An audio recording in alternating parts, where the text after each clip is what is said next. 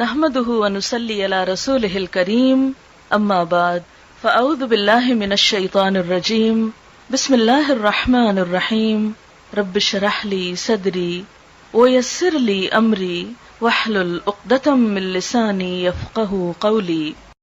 پھر اسی طرح اللہ سبحانہ وتعالیٰ کی صفات الحی القیوم کا ذکر ہے، یہ بھی بہت زبردست صفات ہیں، اور ان میں اللہ سبحانہ وتعالیٰ کا اسم اعظم ہے جس کو پڑھنے سے دعائیں قبول ہوتی ہیں۔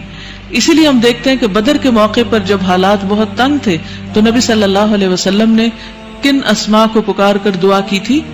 یا حی یا قیوم برحمتک استغیث۔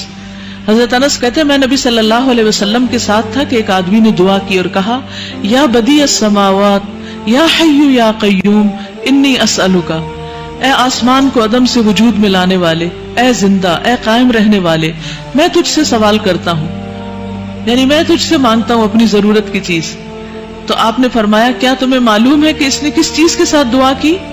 قسم اس کی جس کے ہاتھ میں میری جان ہے، اس نے اللہ کو اس نام کے ساتھ پکارا ہے کہ جب اس نام کے ساتھ اللہ کو پکارا جاتا ہے تو وہ دعا قبول کرتا ہے۔ تو آپ چاہتے ہیں کہ آپ کی دعائیں قبول ہوں تو یہ تینوں نام اپنے ریمائنڈرز میں لکھ لیجئے۔ جب بھی آپ چاہیں کہ آپ کی دعا قبول ہو تو پہلے اللہ تعالیٰ کو ان ناموں سے پکارے اور پھر دعا مانگیں۔ قیامت کے دن جب لوگ جنت میں چلے جائیں گے تو جمعے کے دن اللہ تعالیٰ اعلیٰ علیین سے اپنی کرسی پر نزول فرمائیں گے، پھر اللہ تعالیٰ کرسی کو نور کے ممبروں سے گھیر دیں گے، یعنی کرسی کے ارد گرد کیا ہوں گے؟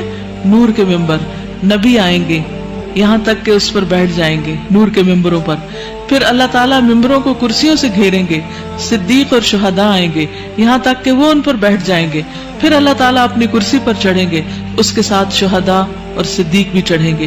یعنی اللہ سبحانہ وتعالیٰ قیامت کے دن اپنے بندوں سے جس طرح ملاقات کریں گے اس کا ذکر یہاں کیا گیا ہے۔ صحیح الترغیب والترہیب کی حدیث ہے۔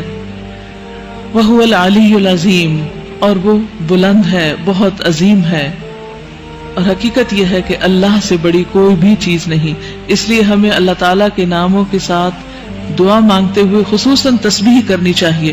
فَسَبِّحْ بِاسْمِ رَبِّكَ الْعَظِيمِ، قسم اس کی جس کے ہاتھ میں میری جان ہے، اس نے اللہ کو اس نام کے ساتھ پکارا ہے کہ جب اس نام کے ساتھ اللہ کو پکارا جاتا ہے تو وہ دعا قبول کرتا ہے۔